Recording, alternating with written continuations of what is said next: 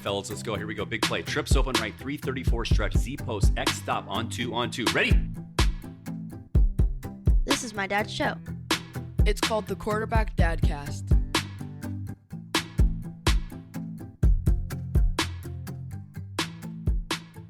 Hey everybody, it's Casey Jaycox with the Quarterback Dadcast, and I'm excited to get to this next episode. But before that, I want to talk to you about my friends up at Acme Homes, which is one of the top home builders in the state of Washington. They're a home builder founded on the principles of honesty, integrity, and the goal of really building dreams for their customers.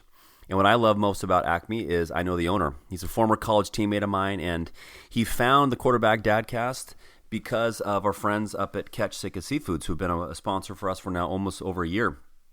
But what I love about Acme Homes, not because I love Bob and he's a salt of the earth guy, but when I had a chance to look at their website, when I had the chance to look at some of their homes and the craftsmanship, I was blown away. Established in 2006, Acme Homes provides itself on quality professional service. They're innovative, functional. They have beautiful designs, competitive pricing, but most above all, you get what you pay for, and you get service. And Bob and his team consistently are one of the top home builders in the state of Washington. And right now, I want you to visit their site at acmehomeswa.com. That's acmehomeswa.com to learn about Sienna Heights. Over in Wenatchee right now, where it's always sunny, you can look at some amazing floor plans. They have anywhere from 1,900 square feet to 2,600 square feet. You got 4-bedroom, you got 3-bedroom. These homes start in the low 500,000. And as we think about getting away from this yucky Seattle weather right now, now's the time. With everybody having more flexibility to work remote and get to the east side of the state, now's the time to invest in that second home or maybe that first home you're going to move over to Wenatchee. Now's the time to do it. So I ask you to contact Bob and his team now at Acme, which is 425-903-1453. Also, if you have real estate inquiries, contact Jennifer or Denise at 425-308-8082 or 425-309-2318. So, huge shout out to Bob and team at Acme. I welcome you to the Quarterback Dadcast, and I hope that everyone takes time out of their day to take a look at Sienna Heights. But with that, let's get to today's episode. All right, everybody. Hey, it's Casey Jaycox with the Quarterback Dadcast, and we are excited for our next guest. And huge shout out to Collin Mitchell from the Sales Hustle podcast. He connected me with this next gentleman named Andrew Metz. And Andrew and I had a great opportunity to connect a few weeks ago, and I'm excited to talk to him. He's the current vice president of sales of Zywave.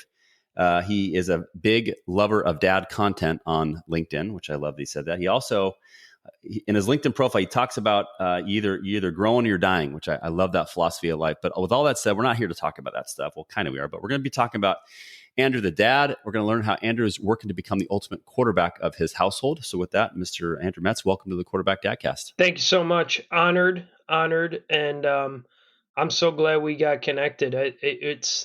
This is a cool world of, LinkedIn and meeting people all across the country. Here I am in Milwaukee. You're out in Washington, and totally honored to be chatting with you.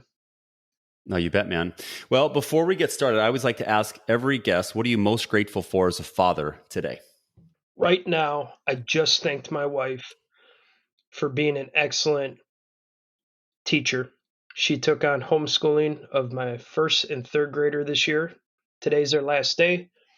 And I walked by my third grader reading to my first grade son, and he is improved so much in this past year. And my wife is putting down my 2-year-old right now. We have a 2-year-old. And I stopped in, I interrupted him, and I just said, you have done an excellent job, and I'm so proud of you and so happy that you were able to do this year, take on this goal. She's not a teacher by trade. And, it's just part of living in gratitude. But we think these things sometimes, but you got to stop and just tell people because they don't know. They don't know unless you tell them.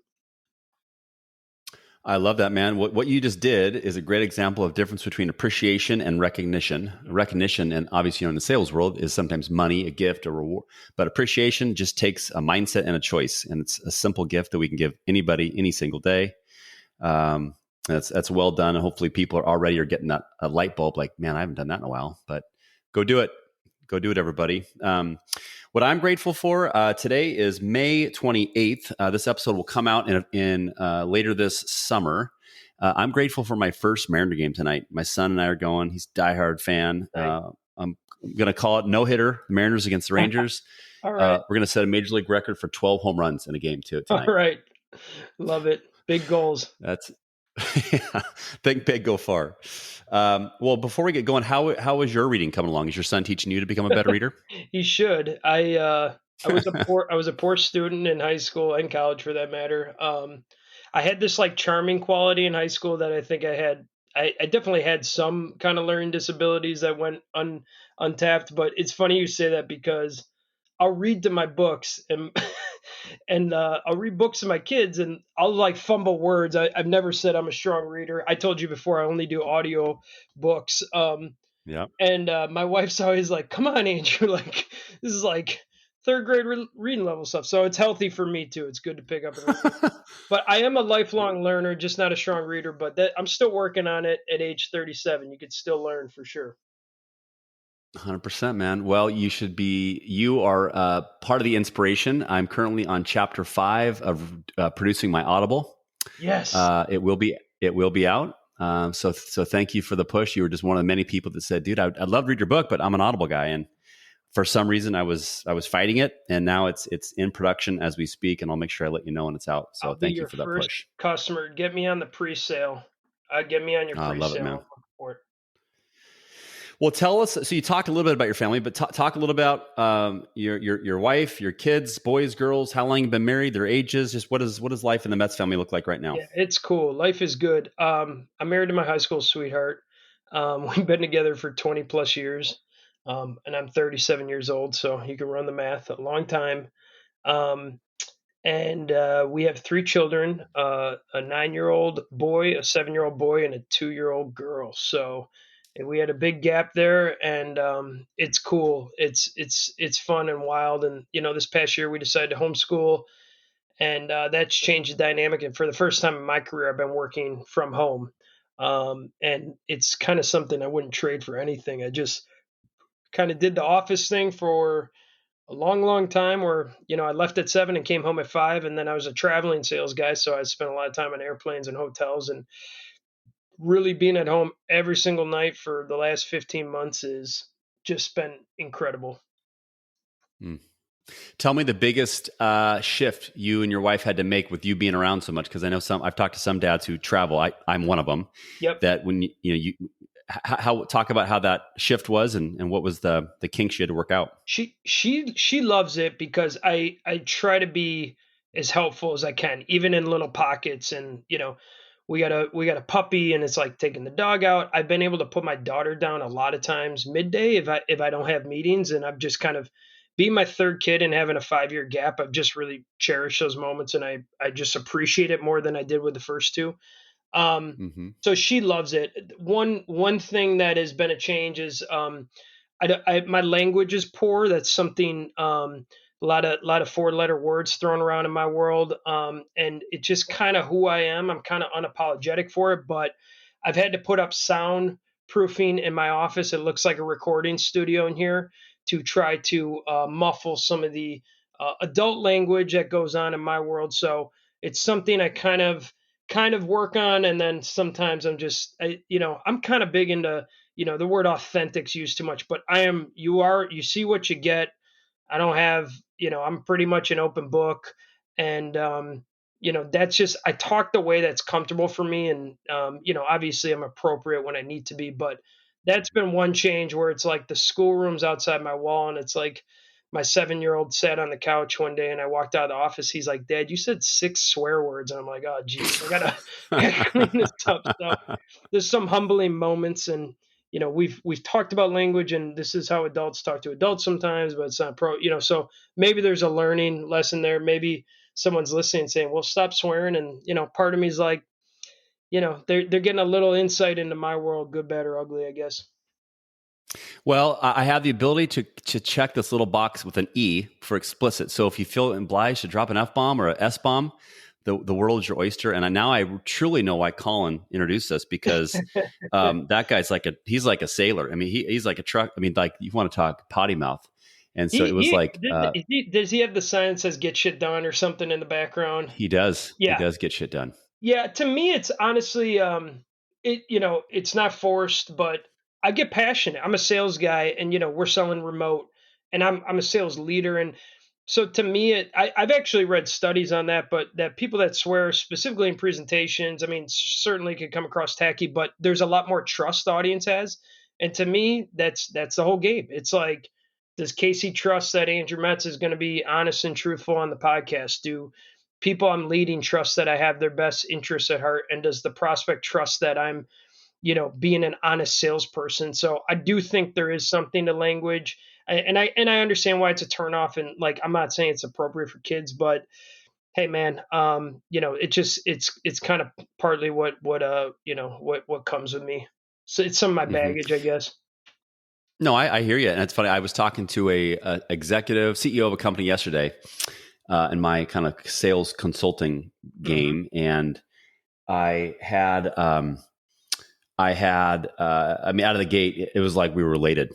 I feel like I've known this dude forever. And my wife, sometimes she always jokes. She goes, now I understand what your gift is. You can say the most bizarre, weird, at times completely inappropriate, that has zero value to do for this conversation, yet it comes across socially acceptable and it gets people to like you more and moves relationships forward.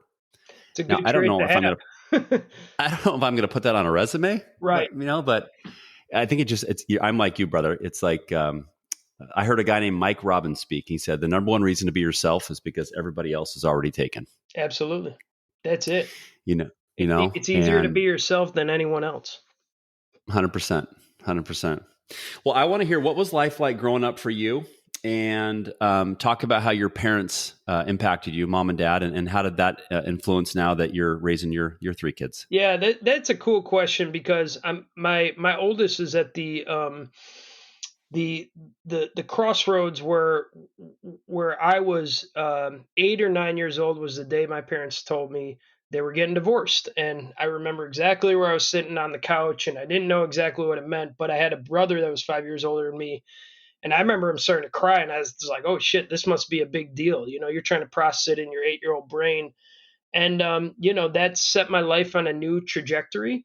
And there was some adversity and some hardship that went with it, but it's one of those things where it's living in a state of gratitude. There's so many positives of growing up in a blended family. So from that point forward, I have three siblings, and my parents got divorced. My mom wanted a career, and my dad's pretty traditional, and he worked and wanted mom cooking meals at home, kind of a thing.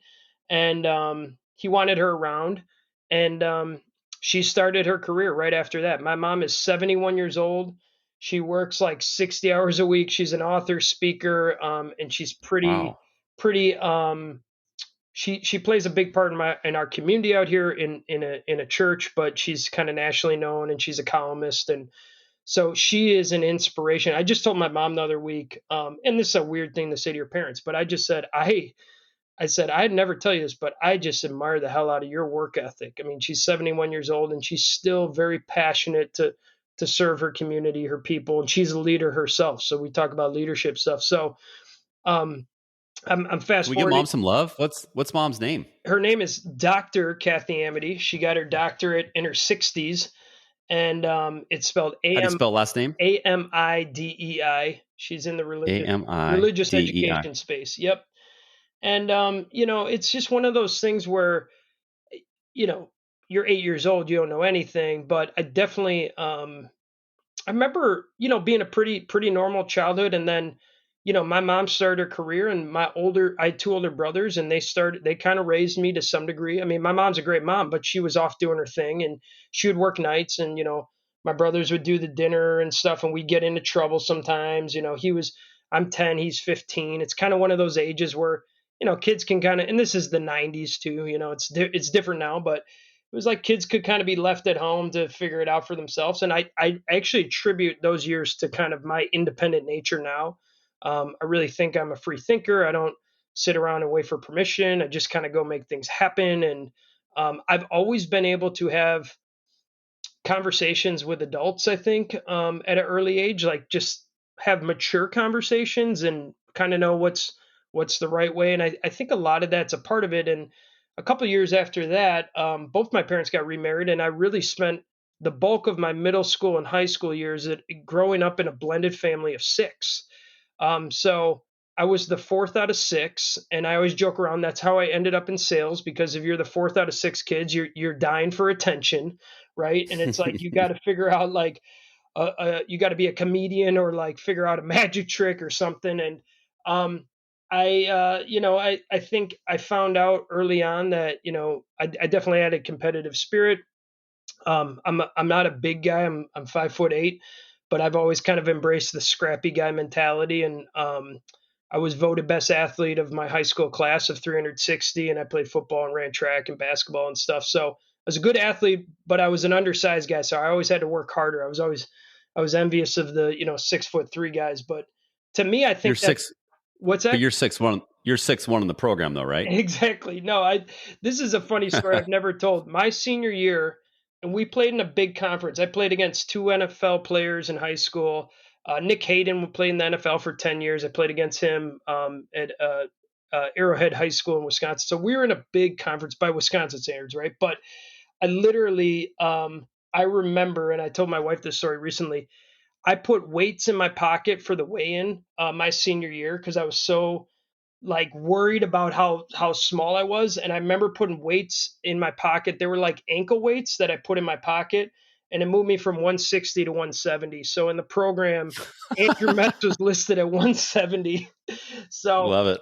I mean, maybe that says something to my ethical standards at 17 years old. But hell, it was like if you ain't cheating, you ain't trying. I mean, so that was because I was like, oh man, they're gonna think I'm a real shrimp. But Rubbing is racing. yeah, I had all conference honors my senior year, and even for being a small guy, and we had a lot of fun. I was pretty fast, and so the point is, I was always kind of looking for attention, looking to stand out. Sales definitely played into that, and I think as I get older and older, and we talked about money and being financially stable and knowing who you are. I think I've just kind of moved into a role where hopefully I can serve others, lead others. I'm big into servant leadership. People don't work for me; I work for them. And man, just giving in different ways is so much more satisfying than just in sales. There's always another quota to hit, and you think that mountaintop is going to be the end all be all, and then the year flips over and there's a new mountaintop. And so I appreciate short term goals, but I also know the long term satisfaction comes in giving and hopefully having wonderful relationships and giving without expecting something else too. That's another thing I'm big Mm-hmm. into. I love that. You make me think of Simon Sinek, The Infinite Game, and then you make me think of a metaphor that keeps coming to me in all the work I do. It's about life as if you treat life like a boomerang Mhm. without any expectations, and you're not keeping score. But to everything you said I'm 100% agree with, and I got you by a few years. I'm 45, but man, keep thinking that way, keep serving, and watch what will happen. It's going to continue to come back to you. I always joke that when I'm 92 in the assisted living facility, then I'll talk about how great I was. But Yes, until then, exactly. my college football coach said, when you're good, you'll go tell everybody. But when you're great, they're going to tell you. Yeah. Well, hell, I could definitely identify with that quote because I was that guy at 27 telling people how awesome I was, and I was cocky, arrogant, and insecure. And it's funny. Like I've been at the same organization going on 13 years, but I think I've taken on like, you know, a lot of growth during that time personally, not just professionally. And I look back at myself or people I worked with 7 years ago, and now I regroup with them now, and it's I mean, and that's part of sales, having the swagger and the confidence. But I think at times it comes across as, at least for me, it was probably insecurity. And now at this point, I don't even think about a lot of those things. And people say very nice things about me, which is flattering. But it's like when you're secure in who you are, part of me doesn't even need it. Like I know who I am. I love who I am. I love my family. I think I'm a good person. I try to do the right things, and you kind of look in the mirror at the end of the day, and if you feel pleased about who you are when no one's looking, I think that's a pretty calming feeling in my soul at the end of the day. Love it. What talk about dad? What did dad do? So my dad's great. But after the age of 9 years old, I saw him 2 nights a week. Fortunately, my parents had a very like civil divorce, I would say. There wasn't a lot of arguing, and it was more like two people kind of grew to, different ways. And so I mean, there's been a lot of pros in seeing them how they interact, even today. They're very cordial with each other. They're not like hanging out, but they're always respectful of each other, and they never talked bad about each other, behind their backs. And I think that was such a good lesson, because I know that's not always the case with kids that grow up in divorced families, right? Um, Mm-hmm. my dad is he's 100% German, which is big in southeastern Wisconsin, the Milwaukee area. Beer, brats, all that kind of stuff. But he's a byproduct of his parents grew up in the Great Depression, and he was nose to the grindstone, hard worker. Um, didn't make excuses, got what he needed done. Very disciplined guy. He was an accounting and tax guy for 35 years. And when I asked him when he retired, Dad, why did you do taxes for 35 years? And he didn't say because I love taxes. He said I thought it was a good way to make a living. And he was a lunch pail to work kind of guy in a white collar setting, but he worked really hard. And I'd like to think I got some of that discipline of, just going in and kind of grinding. And, we talk about sales and cold calls and, adversity and stuff like that. That's my dad was just kind of a no excuses, get to work kind of guy. And then, the personality and the humor and the charm and stuff's more on my mom's side. She has a very colorful family. My dad is a single or an only child, and my mom comes from one of seven. So there was a big Wow. contrast of one side I had 30 cousins and the other side I had none. And one side it was like the family reunion was 100 people, and the other side it was just me, my dad, and my grandparents. So that was always interesting as well. But yeah, still have a good relationship with him, and he kind of retired, and he's in Florida half the time and up in Wisconsin half the time, and we still we're both big Packer fans, diehard Packer fans. We talked about that last time, and we Mm-hmm. play music together a little bit. He plays guitar, I play guitar, and so it's cool, good relationship. But yeah, he definitely he has different traits than I got from my mother's side. Hey everybody, it's Casey Jaycox with Quarterback Dadcast. We're going to take a quick break right now to talk about Catch Sika Seafoods, who's been with our kind sponsors now for nearly a year. And so thanks to Assam and Mindy and team up at Catch Sika Seafoods. And so I want to talk about something today that might be a little early, you might be thinking, but it's not. It's going to be here before we know it. And that is, let's get ahead of it and let's think about holiday shopping specifically for our clients. So they have holiday gift boxes that are amazing. You can get wild Alaskan salmon, halibut, Applewood smoked fish. I've had them all. They're amazing. But they have also that's really, really great is a commemorative cedar plank made from the Sitka cedar. Perfect for creating that charcuterie board, and a jar of their incredible Catch Sitka seafood sea salt made from the cold, clear waters of the Pacific, and absolutely perfect, a final touch to your plate and platter. So with that, don't wait. Get on their site right now to catchsikaseafoods.com and order some holiday gifts. Get ahead of it. They have subscription models very available. Again, catchsikaseafoods.com. Now let's get back to the rest of this episode. Wow. So off topic, what the Sam's hell is going on with Rogers? Are we going to get this thing done? So when this episode goes live, and we might know, but Yeah, give I us the know. inside I think scoop. everyone's kind of watching this June 1st date because there's a cap consideration. Something happens with they get to write off more of the cap or whatever. So I don't know, man. I try not to wrap myself into too much of things that I can't control. I mean, I'll watch it Mm-hmm. from an entertaining value, but um, nothing Andrew Metz is going to do here is going to change anything. So I'll let the universe sort it out, and whoever the quarterback is come September, I'll be watching. But I don't know, man. Your guess is as good as mine. What does Packer Nation want? Oh, I think. I mean, the funny thing to me is I literally remember going through all this with Favre, right? Like Favre Right. was, it's so ironic how similar it is to some degree. And um, there, surprisingly enough, there's a portion of people are like, hell with it, move on. And I'm going, man, like my whole life. So, I mean, my first year watching football was like Don Mikowski's last year, and Brett Favre took over. And so my whole life, I've watched Brett Favre or Aaron Rodgers play, 95% of the snaps. So Pretty good. I'm kind of going, guys, you don't know how bad this could be, right? Like, this could get really ugly. So that's kind of where I'm at. Is I hope they can figure it Right. out, whatever they got to do. Wow. Well, in the spirit of, let's see, in football, I got to give love to Uncle Rico so I can keep the streak alive. Uncle Rico, former college quarterback. I played behind a guy named John Kitna and then ended up starting for a few years, 2.5 years in college. My first game I went on the road was actually in Lambeau, 1999 Monday night game, Kitna and Holmgren's first game back on Monday night. Yes. And Green Bay's, they were the nicest fans ever. The biggest joke they love telling me as they're like, "Hey, let's get the Seattle guy another latte. You need another latte?" That's And I was like, I can take that all night long because like you go to some other crowds and you're getting freaking, it's like Hell's Angels rally. absolutely. Like so but Well, Packer fans, much love. thank you. I was definitely watching that game on TV. We've already talked about our age gap. I think I was, in middle school or something. But I remember that game. Was it cold? Was it late in the season? Yes, Yeah, I remember yeah, it was really cold. I think Favre like kind of whiffed on one where he threw one and it came out of his hands.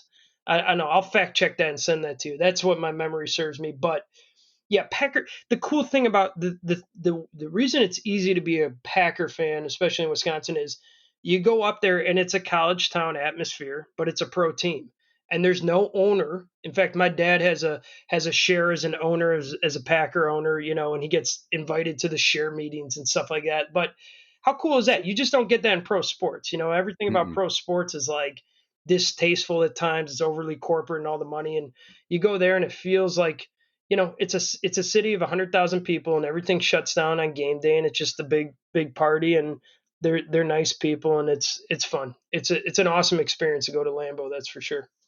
It is. If anybody's listening and can get the chance, do it. It's a definitely bucket list opportunity. I want to talk about how did you get into sales? Like, where did that come from? And talk about maybe some of the lessons you lead and you've learned with your team. Like, talk about how that applies to you as being the best present father at home. Yeah, so I went to college and I really wanted to I followed a girl there who I ended up marrying and having 3 kids, so it worked out okay. But I went to a school that didn't have a football team. And I did talk to small Division 3 schools. I actually did some formal tours, and I think I probably could have maybe played ball at a very small school. I'm not a big deal like you, but I tried to run track at the school I went to, UW Milwaukee, but it was Division 1. I wasn't quite fast enough. So then I had this big like competitive void. And I remember I bought an acoustic guitar, which is funny. I still play guitar now. And I remember I had like a tie dye shirt. I was like, I guess this is what you do in college. You like turn into a hippie or something. And I remember, I'm sure I like just lost a lot of my athleticism. And, a year or two went by and I had this connection back home, and he was like a big shot at a tech firm out of Chicago, and he approached me and he said, "Hey Andrew, I think you got a great personality. I think you'd be great on the phones." He said, "One of our clients is Microsoft. We have this whole team doing lead generation, meeting setting for Microsoft. He's like, the job's in Fargo. Would you like to do an internship there?" And I was like, "Wow." I said, "Well, I love Minnesota. That would be awesome." And he's like, "Well, Fargo's in North Dakota." I was like, "Okay, well, I checked that out too." So I literally drove out to, I think I just turned 21. Um, I didn't have a credit card. I didn't have a cell phone. I had a calling card, and I was with my girlfriend at the time. And I drove 500 miles west from Milwaukee to North Dakota, where I'd never been before. And I worked for a whole summer in Fargo, North Dakota, in a call center, like traditional, like the cubicle farm call center. And I set meetings for Microsoft. And to answer your question of how I got into sales, I didn't quite know. It was just a job, right? I'm a college kid. It was like paid like $8 an hour, I think. And I was like, sure, I need a job. And I go out there and we do this little training. And then the first day on the phones, I think I set like 3 meetings. And one of the kind of, I'll call him a journeyman, it was like he was in his late 40s trying to find his way. And this was just kind of another stop on the resume. He said, "Hey, kid," and he was in my training class. He said, "Hey kid, if you don't slow down, you're going to make us all look bad." And I knew I was doing exactly what I should have been doing.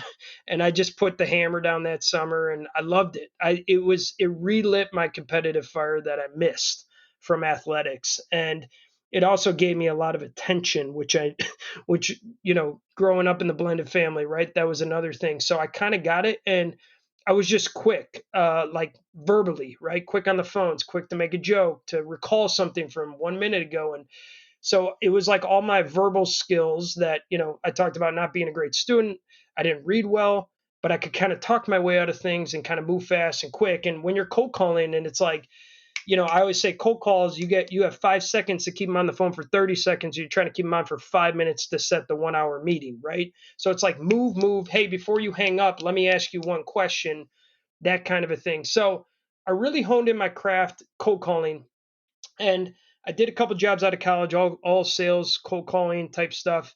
This same guy that brought me to Fargo, North Dakota was a VP level at Oracle, and he brought me over. I was working at a Milwaukee company, and we both got caught up in the '08, '09 recession, and we both got let go on the same day on a riff.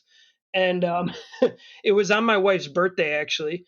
And I was newly married, and I was like, shit, what am I going to do now? Like, what do I go back into sales? The economy's bad and this and that. And 2 months later, I found Zywave, and it was kind of a step back. I was carrying quotas at that point. This was just a cold calling lead generation role.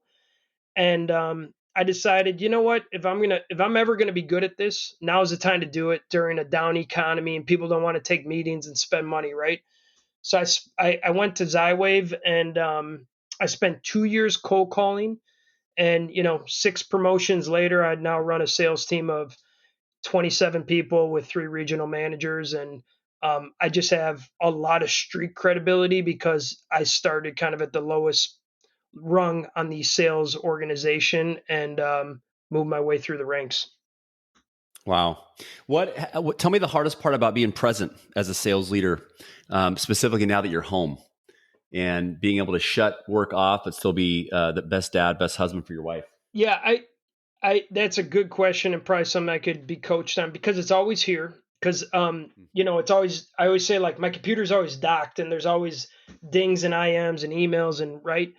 I try really hard, if I'm in here and the door's closed, to be in the moment. Like right now, I am just looking at the screen, and I'm looking at my voice inflection waves on this recording device, and I'm thinking about that I'm having a conversation with Casey.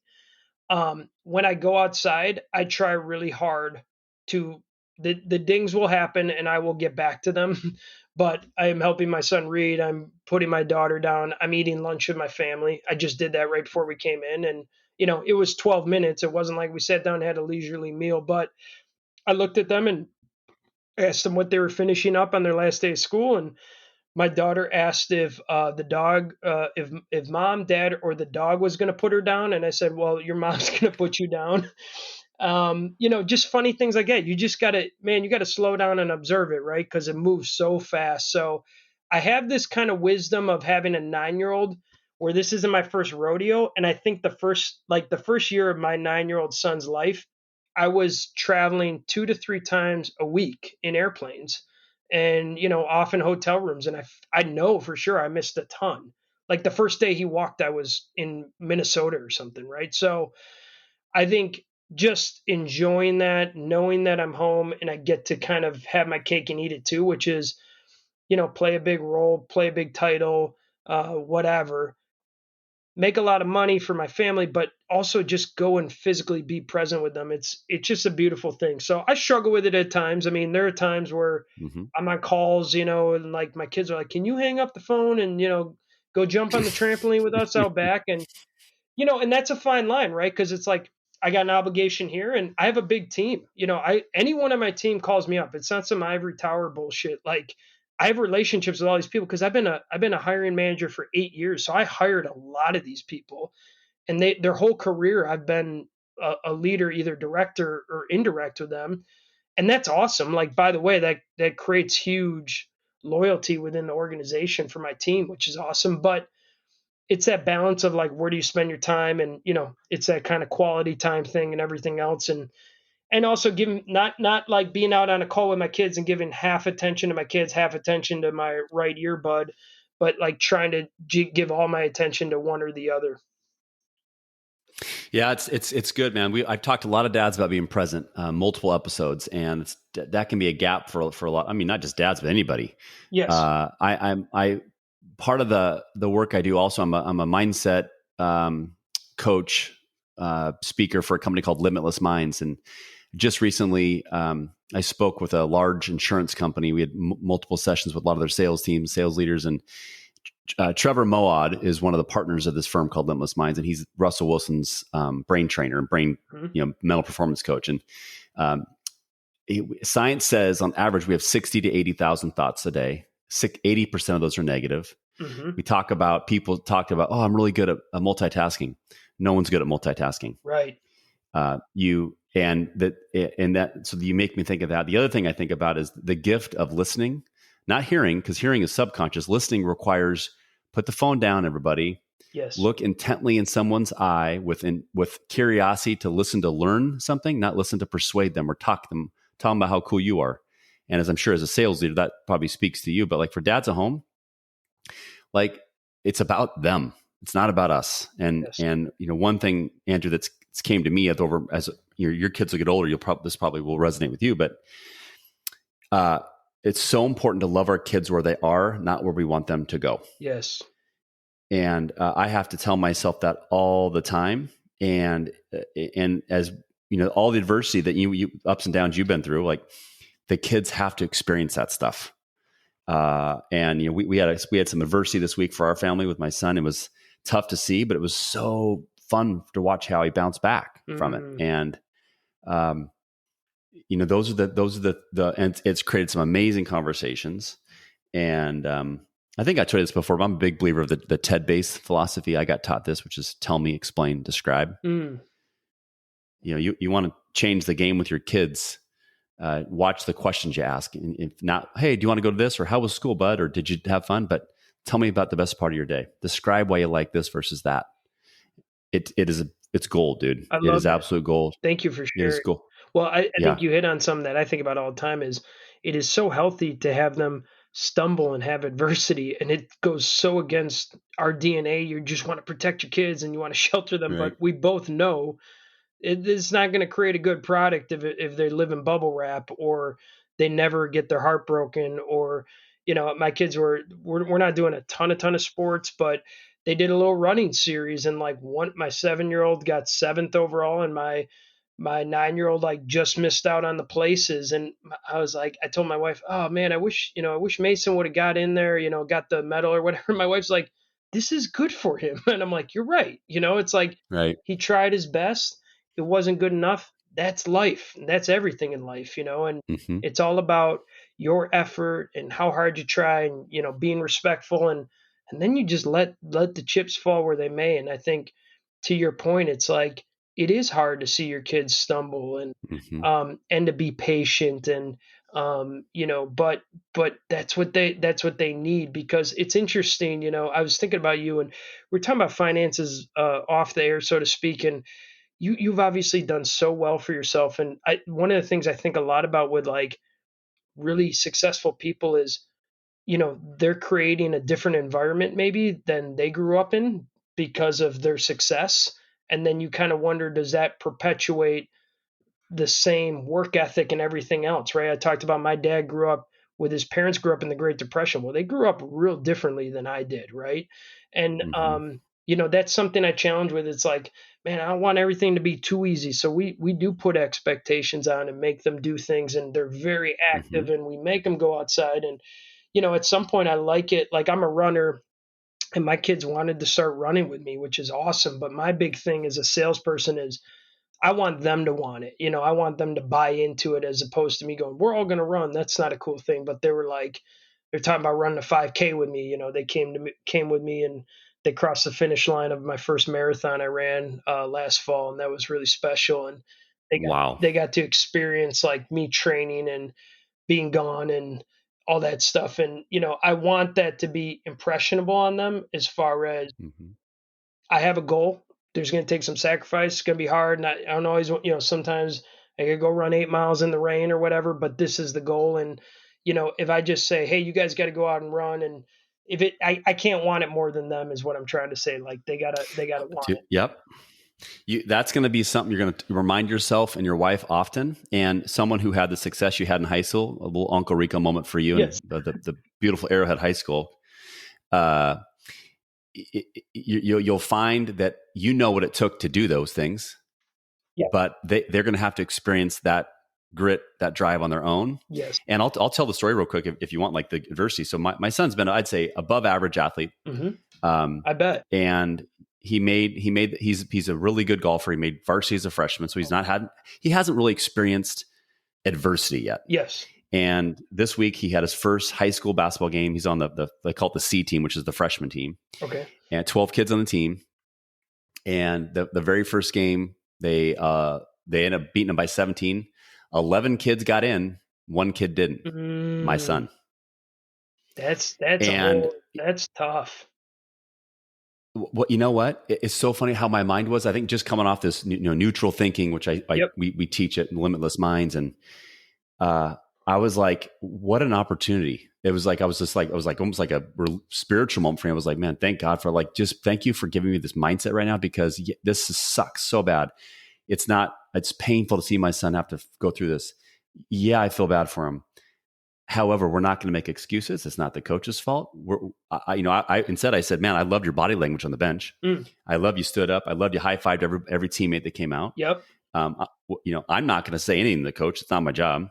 You're not going to say anything either because it's the first game. But we had a lot of talks, and he was right on the verge of crying. Wouldn't do it. I'm like, dude, let it out, bro. Like, Dad sometimes cries. It's good. Yeah. Let it out. And he had practice. And we talked, and I said, man, what does it do? What do you do if you took a pit bull off leash? What are they going to do? He's like, they're going to run wild. I said, bud, when you walk onto the court, if this is important to you, this is not my goal. I already played football in college. I've already done these things. But this is your journey.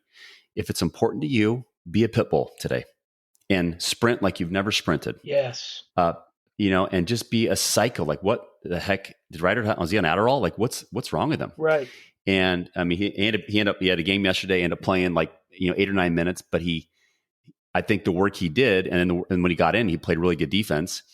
And coach said something to him like, hey man, a good D out there. And I said, every practice, pretend like it's your last, because once you turn 25, 35 and you're like, man, I really wish I would have put in more effort. Yes. Don't be that dude. Yes. I love that. So It's anyway. all about, it's the neutral thinking. It's, you don't, the past did happen, right? We don't deny it, but it's what's the next move? The next move is I'm going to sprint and practice. What's the coach going to think? Is the coach think I'm going to have a pissy attitude about it because I didn't get in? Now the coach sees I'm the best team player and I'm working harder. I love that. That's awesome. I got chills when you said that. Thank you. Thanks for sharing. It was hard, dude. I mean, because sometimes when you're as an early parent, you sometimes, without knowing it, you define your success by how your kids are doing. Yes. And it's like this proud moment. And I'm like, hey, in the end, my shout out to Bert Noctegal, my friend in the East Coast. We had one talk one day, and he said, what is your, it wasn't like a confrontation, it was just like we were talking in chat, and he's like, what's your end game? Like, what are your, and it made me stop in my tracks, and it made me think, like, am I going to remember a frickin' football, flag football, baseball, basketball tournament in frickin' La Crosse, Wisconsin? Or am I going to remember, man, dude, your son, heck of a handshake, super nice, shows up on time, respectful, please and thank you. He's going to be a great dad, great husband, great father, great leader, great employee. That's what it's about, dads. And I'm trying not to get off my soapbox here, but that's what I want dads to be open up, talk about. It's not about us. It's not about outcomes. It's about the process. What are we doing along the way to develop good human beings? I get fired up when talking about this stuff. That's all that matters. And you played college football at a high level, and obviously you built a lot of relationships and you learned stuff, but like, you didn't make your living playing football, right? And I think to your point, like, I even think about myself, like, do I just want my kids to have my high school experience, or do they need to just have their own, right? When it comes to athletics and things like that. And, you talked about meeting kids where they are, or, don't, you got some image in your mind how they should act. I mean, my wife at times, like, he's a 9-year-old boy, Andrew, like, slow down. Like, what do you expect? But all those things, it's funny. My two boys, they like, we like fist bump, high five, whatever. But then every once in a while they'll shake my hand And I always say, if you shake a man's hand, look him in the eye. And they do that to me really, like, it's kind of tongue in cheek now, but I'm also like a little bit like, this might serve you well someday, young man. So, but to your Yep. point, like you want good, respectful people out in the universe. That's it. Like, it doesn't matter if they play on the basketball team. In fact, you probably learn more of just being a great teammate. And that's the real world. It's like, sales is I love sales because it's like the ultimate equalizer. Like, no one gives a shit what my title is if I get on a phone. They're just like, you are adding value or you're not. They don't care how Hmm. long I've been here. They don't care what past accomplishments or awards or They don't. whatever. It doesn't matter. It's totally irrelevant. And I love that because it kind of forces you to bring whatever value you're going to bring to the universe right now. And there's nothing to rest on when it comes to the open market. No, totally. I love that. I love that. Good stuff, man. Well, I want one of the things that's been cool about this podcast is just the relationships it's formed for people around the country. And I've actually even I have what's it called? I've actually introduced guests together, and I'd love if you feel comfortable. I'd love to I introduced you to another previous guest of mine, Jason, Yes.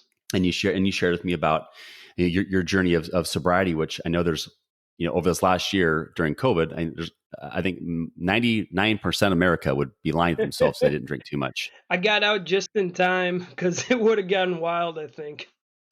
And I love that you're so confident with that, and you're honest about that, and you're vulnerable about that. And I think hopefully there's dads out there, if you're questioning yourself, listen to Jason, listen to Andrew. So maybe if you're comfortable, talk a little bit about that journey and where the support comes to stay down that path. Yeah, Jason had an incredible podcast.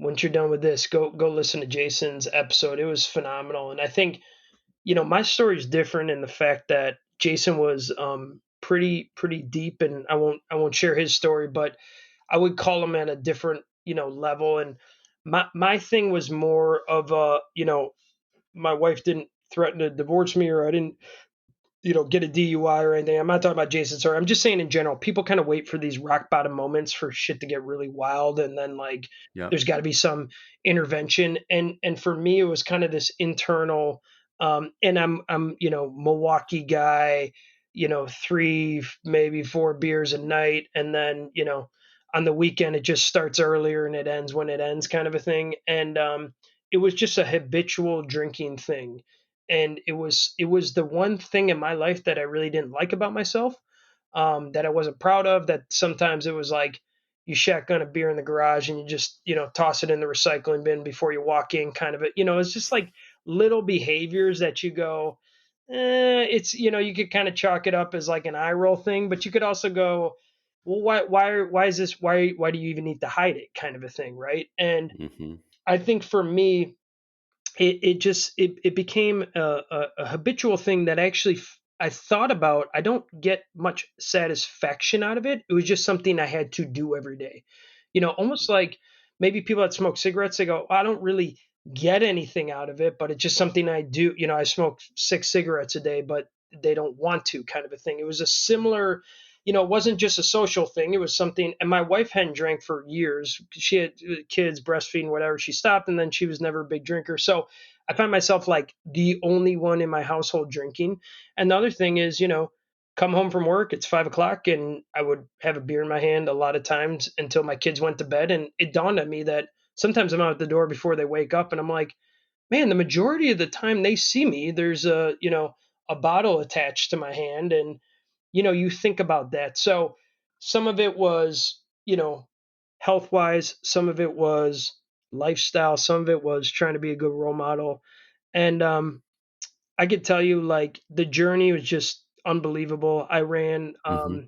I was a sprinter in high school, and I ran varsity my sophomore year. Once again, it was, bigger high school and stuff. And that was a big deal. And I was a good runner, but, a sprinter. And I ran, there was a corporate 5K, and I had that moment where I was 30 pounds heavier than I am right now, drinking daily, did not exercise. And I just think of myself as an athlete in my mind. And, I get halfway through and the side ache starts, and then I had to start walking. And I'm like in the middle of the pack, second half of not not real athletes, just other business people. And I was so pissed and so embarrassed. I started running the next day. And I mentioned I ran my first marathon this past fall. I ran my first full marathon on the 1 year anniversary of being dry for a year. Wow. And my kids got to cross the finish line. And I got to tell you, it's moved beyond alcohol. It's moved beyond running. It's an empowering thing. I ran my fastest, 10 miles ever, just 2 weeks ago. I ran my fastest 4 miles a week ago. I am, I'm, it's very empowering to be doing things with your body at 37 years old that you've never done. And it makes me feel like what else can I accomplish? Like what ceiling have I not even tried to touch yet? Hmm. And it's been an unbelievable journey. Yeah, just tons of support.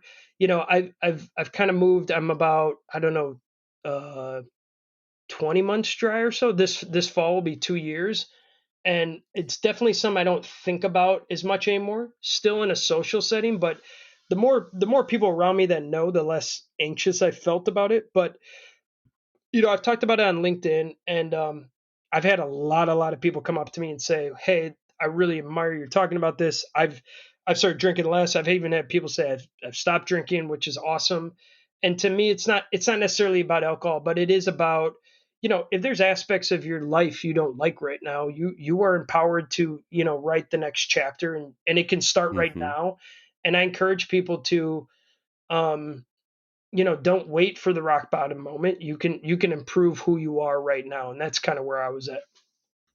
Oh, it's so good, dude. Thanks for sharing, man. If you don't mind, what is your actual date? Is that an important date that you think about? Um, it's November, or excuse me, it's October 10th. I don't.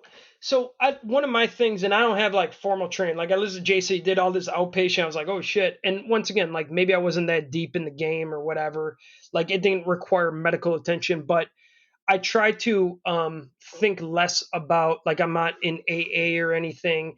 I try to think less about like what I don't like about that mentality, and anyone can correct me if I'm wrong. I read a book called, it was by Alan Carr, that was called How to Control Your Drinking. And I read it in 3 days. And the last assignment in the book is to take your last drink. I have pictures of this, but it was a Sunday afternoon. I poured a shot of vodka and I went to my kids and I said, guys, you've seen me drink a lot. Alcohol is not the worst thing in the world, but when you do it every day and you drink a lot, it's a bad habit. And I said, this will be the last drink you see. And I took the drink, and it was one of the few times my kids have seen me cry. I just Wow. felt like a huge weight was lifted off my shoulder. I was holding my then at the time 18-month-old daughter. And I don't know, it just felt like a rebirth. Like this is my new life, and I don't have this Mm. like one day at a time I could fall off. I kind of view it like, I was just telling a friend this morning, this is my superpower. Like I am more funny when everyone else is drunk and I'm not, and I'm faster. I'm faster mentally. I'm never hungover. Like one thing that I think even people that casually drink, it slows you down. Like it slows you down the next day. Even a few drinks, even if you're not hungover, puking, you're less motivated. You're gonna eat worse. You're less likely to exercise. And now I'm running like 20 miles a week. I've turned into a runner. And that's kind of been my mental clarity. Physically, mentally, I'm carrying probably 30 pounds less. I'm actually down to my 160 that I was my senior year of high school when I had to put weights in my pocket. And Baby. I just feel good. I feel good about life. I feel better about my own image of myself. And Mm. that's pretty empowering. So I'm not evangelistic about it because people can kind of, do what makes sense for them. And some people are just kind of social drinkers. I'm not like super anti-alcohol. I just think for me it was an unhealthy habit, and it was just kind of like I was just chasing some never satisfying kind of thing. Hmm. And life is good. So it's not like this big drag for me. I don't know. It's kind of exciting and cool, and I'm just living a different life now, and it's very cool. Awesome, man. Well, congrats. I think your story is awesome. I think that story is, I mean, you can talk about you giving me and you goosebumps. You gave me goosebumps. I was there in your living room watching you take that drink and hugging your kids and then tearing up. Man, that was an Thank awesome you. story. So thank you for sharing. Okay, we're getting ready to wrap up here soon, but I want to hear what is one area of your dad game, because we all are flawed human beings. Yes, me Talk too. about one area of your dad game that you're working on. It's top of mind for you, that you're like, man, and not that you need to, should to, want to, have to, can't, because those are my swear words. I'm going to be doing a video about this on LinkedIn later today. But Okay. that you will commit to being better. Like, what is a dad game that other dads at home could relate to? I love that question. For me, it is controlling my temper. I'm very calm with my wife. I'm very calm in a work setting, but my kids will do things that trigger me. And it is my language around that. Like, I think it's just unacceptable for me to use poor language in front of my kids because it's really in my control. So I think finding coping ways when they're pushing my buttons, I guess I'll say, to be a good example of a calm leader. I talk about that all the time at work. Calm hand at the wheel, guys. I got managers, and when shit blows up, it's like, hey, they're looking to you, so don't freak out. And sometimes I got to remind myself that in the home life. So the best, I will give you this challenge, and I want you to write down. I'm not your doctor on TV, but if there's people listening and you got your own, so just say, I will be calm, and I will work on fixing my temper. And I swear, once we write it down, you make it happen. I will be calm. I just wrote it down. Yep. Thank you. There. Yep. You bet, man. Okay. So we've hit on a lot of really good stuff, some deep stuff today. And I want dads or moms or whoever's listening, grandparents, whoever, bus driver, I don't care who's listening, but we appreciate your support too, everybody. What are 2 or 3 actionable tasks or mindset traits or, words that people can think about from our conversation today that will allow them to be a better leader of their home and that ultimate quarterback of their household? I'm thinking. You said 3. Was it a 3 word? Good. Yeah. So just kind of in summarizing our conversation, they talk about, tell us 2 or 3 actionable tasks that dads at home can work on to become that ultimate leader of their household based on the things we've talked about today. Lead by example. We talked about that with the drinking, the temper, the language. And then I think catch your kids in the act of doing something good and acknowledge it. I find myself at times getting in rhythms where I'm correcting them a lot. And I've been trying to go out of my way to say, hey, Mason, I noticed the way you read to your brother earlier today. You're being a great role model. Thank you so much for doing that. And I think we forget about that sometimes. Mm-hmm. It's appreciation. Yes, it is. Appreciation. I love that. Lead by example. Dads, easy one to do. And I will tell if there's younger dads listening, they are watching. Yes, they are. They are watching, and they're not dumb. They watch how you treat your wife. Yes. Spouse, partner. They watch those things. And I love that's, it's easy to always talk about what's not going great. But I mean, even in business, like someone sends a good email or someone says this, a manager treats the sales team great. Like those are great leaders if their sales leaders listen out here. So I love that one, Andrew. All right. So we now are going to go into what's called the lightning round. Let's do it. Season 2, where I go completely random. This is where Uncle Rico really shines. Okay. And I take you inside the mind of a quarterback because we all have a screw loose, probably because the number of hits I took. Yes. But I'm going to ask you just completely bizarre questions, anything that pops into my mind. Are you ready? Let's roll. Okay. True or false? I'm wearing a jock strap right now. False.